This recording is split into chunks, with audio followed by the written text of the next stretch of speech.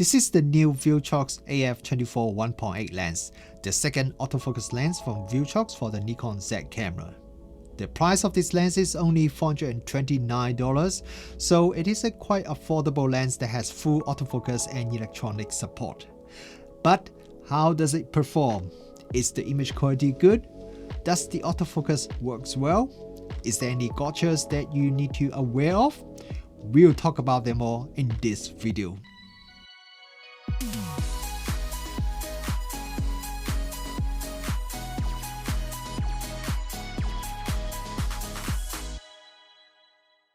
Good morning everyone, Viltrox here. Welcome back to the channel.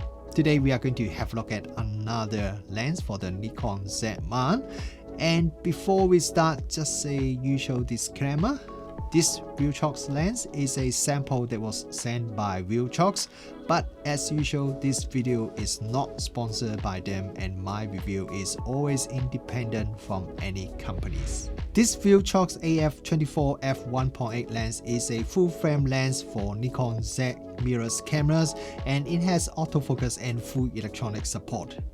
If you use it on a APS-C Z camera, then the equivalent focal length would be 36mm, which is pretty much my favorite everyday lens focal length. This lens has a full metal construction just like the Viltrox Z85 1.8 lens. The build quality is very nice and it feels very solid. If you compare this lens with the Viltrox 85mm lens, this 24mm lens now has an aperture ring at the bottom of the lens, and the lens is also a little bit smaller than the 85mm Viltrox and also a little bit lighter. Put it next to the Nikon 2470 f4Z kit lens. This Viltrox lens is also a bit smaller and lighter as well. The front filter thread is 55mm, which is really small for a fast full frame lens.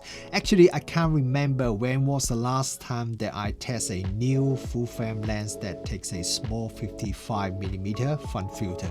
The aperture ring is declicked and you can turn it from the maximum aperture 1.8 to the minimum aperture f16. You can also turn it to the 8 position, and then you can adjust the aperture from your camera dials. I do really wish the aperture ring is not declicked because I prefer aperture ring that has clicks, or even better if it has a switchable design. We have a big magnifocus ring at the front of the lens, and the focus ring feels quite smooth. You can also customize the focus ring to control other settings like aperture through your camera's setup screen, just like a native Nikon Z1 lens. Basically, the lens behaves virtually identical to a Nikon Z1 lens. All the features that I checked works perfectly, and when you take a photo, the EXIF data would record all the camera settings as well. The lens does not have optical image stabilizer, and it is also not a weatherproof lens. However, it does come with a plastic lens hood that is reversible, and there is also a USB port at the back of the lens for firmware update. With the Viltrox 85mm Z lens, the USB port on that lens is a mini USB port. But with this 24mm Viltrox lens, it is now upgraded to a USB-C port. And as I've already mentioned in my other Viltrox reviews, Viltrox is one of the best third-party company in terms of providing actual firmware update for their products instead of just giving you a USB port that you could never use. This Viltrox AF 24mm f1.8 lens uses a STM stepping autofocus motor. The autofocus speed when taking photo is quite fast and also very quiet. It is an internal focus lens, so the length of the lens does not change when you are focusing. The lens supports eye autofocus and it works very well when I test it with this Nikon Z6. When shooting under low light, the autofocus also works quite well, and overall the autofocus performance is just very similar as if I'm using a native Nikon Z1 lens. The minimum focus distance of this lens is 0.3 meter, so it is not very close for a 24mm lens, and the maximum magnification is 0.1 time, so it's not a lens that you want to use to take some macro or even semi-macro photos. I went to see my friends at Auckland Camera Center and borrowed their Nikon Z7 II to do the image sharpness test. They also happen to have a Nikon Z20 f1.8 lens there, so it's not a 24mm lens, but it's close enough, so I did a bit of comparison test with that as well. I've only done the image sharpness test using the Z7 II. The other image quality tests later on in this review were done using my Nikon Z6 instead. And I want to say a big thank you to Auckland Camera Center again. If you're from New Zealand and you need any camera gear, definitely go visit their shop and talk to their friendly staff over there, or visit their website. If you look at the center of the image, at the maximum aperture f1.8, this Viltrox lens is already quite sharp, even though I tested with the 46 megapixel Z7 II. So when I stopped down the lens to f2.8, it only improved the center sharpness slightly, and when I further stopped down the lens, it doesn't really make any difference to the center sharpness. Compared it with the Nikon Z20 1.8 lens, the Nikon is slightly sharper at f1.8, but the difference is quite minor. I think most people would be really happy with the Viltrox center sharpness even when shooting at the maximum aperture f1.8 on the Nikon Z7 II. If you look at the corner, the Viltrox lens at f1.8 is a bit soft. When stopped down to f2.8, then it becomes quite sharp already. And when further stop down the lens, the sharpness doesn't improve too much. Compared with the Nikon lens, the Nikon is definitely sharper at the corner at f1.8, but once I stop down both lenses to f2.8, then the corner sharpness from these two lenses are very similar, so that is really good as the Nikon is a very sharp lens. Since some of you on Facebook asked me to test the sharpness of this lens on the APS-C camera, so I also borrowed the Z50 when I was at Auckland Camera Center and did some testing as well. The center sharpness is already really good even at f1.8 and improved only slightly when I stopped down the lens. And if we look at the corner at f1.8, the corner is a bit soft, just like when we tested on the full frame Z7 II. Once we stop down to f2.8, the corner sharpness improved quite a lot. If I compare the 200% zoom from both the Z7 II and the Z50, I would say the full frame corner is a little bit sharper than the APS-C corner. When stopped down to f4, the corner from the full frame and the APS-C are both very sharp and very similar in terms of sharpness. Since it is quite a wide angle lens, so taking photo with this lens, you usually will not be able to dissolve the background too much. But when taking close-up photos, the fast f1.8 aperture could still melt the background quite a bit. At 1.8, when taking close-up photos, the bokeh looks very smooth, very round, and also quite dreamy as well. Even when I stop down the lens a bit, the bokeh still look quite round and smooth. Using this lens to take some more challenging photos like this one, the bokeh still look quite pleasant to me. Lens flare control is excellent with this Viltrox lens. Even when shooting into the sun, I got very minimal amount of lens flare. The contrast color also remains excellent as well. I am very surprised by that, and I think among all the lenses that I have tested over the last couple of months, this Viltrox 24mm lens is one of the best lenses in terms of lens flare control. I see a bit of color fringing in some of my real-world photo, and my local test result also shows a bit of longitude chromatic aberration. So you will quite likely see a bit of chromatic aberration when shooting some high contrast photo, but the amount of chromatic aberration is still quite acceptable to me. This Viltrox lens has quite a bit of distortion, more than average I would say.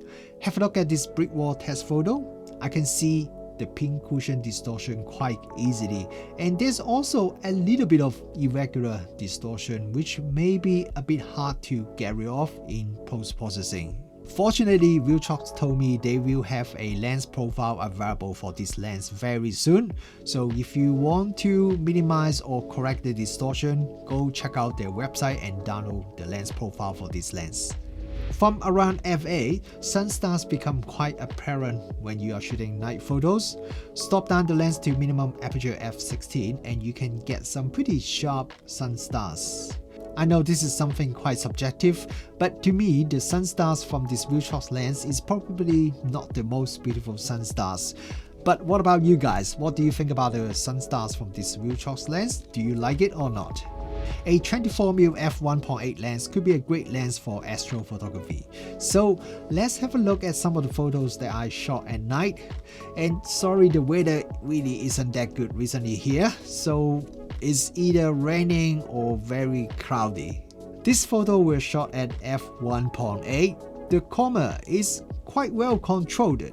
Only at the far corner I see a small amount of Coma, but I say it really is not bad at all for a lens at this price. And when I stop down the lens to f2.8, the Coma virtually disappears completely. Continuous autofocus when filming video works really well with this Viltrox lens. The autofocus is very quiet as well. Even in a quiet room like this, I have to put my ear next to the camera, then I can hear a little bit of autofocus noise. So if you are using this lens outdoor or a average room that has a little bit of background noise, then you would not be able to hear any autofocus noise at all. Face detection works well and tracks the subject accurately and smoothly when I test it with my Nikon Z6. And when I jump out of the scene, the transition from close to far distance is also very smooth as well. So overall, the video autofocus performance is excellent.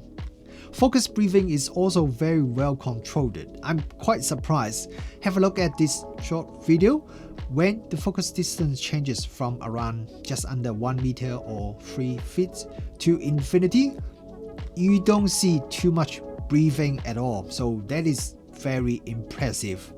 And as I've mentioned before, the aperture ring is decreased, so you can get some smooth aperture transition. As a Nikon Z shooter, I was really surprised when Viltrox announced they are going to bring out some Z-mount autofocus lenses. So when I test the Viltrox 85 1.8 lens, I was very impressed. While the lens is not exactly as good as the Nikon 85 1.8 Z, which to be fair is really hard to match because that is a very good lens, but the Viltrox lens is a lot cheaper and the autofocus works almost the same as the native Nikon Z lens. And this time when I test this Viltrox 24 1.8 Z lens, I have a lot higher expectation and I'm not disappointed. All the good things about the Viltrox 85 1.8 Z lens is still here with this 24mm lens. Very nice solid metal build quality, very good and reliable autofocus, full electronic support, and now we also have an aperture ring and the USB port is now upgraded to the one with the USB-C connector. Image quality wise, it is also very solid. Distortion vignetting might be the two weakness, but overall I think the image quality is not bad at all, especially considering the price. Even when I compare it with the Nikon Z20 1.8, which costs more than double the price of this Viltrox lens, this Viltrox lens still keep up pretty well. So for Nikon Z shooter, it is definitely a nice addition to the Nikon Z lens library. Even if you already have a 2470 f4 kit lens, it would still worth consider buying this lens as well, as this lens has more than to stop faster than the f4 kit lens. Also, it is quite a bit smaller and lighter compared to the kit lens. So if you want a small carry around setup that you bring with you every day, this could be quite a good choice. So what do you guys think about this Viltrox lens? Will you consider buying it? Or is there any special lens that you want Viltrox to create? Remember, if you want to buy this lens, you could use my affiliated link below to support me and also get yourself a 10% discount.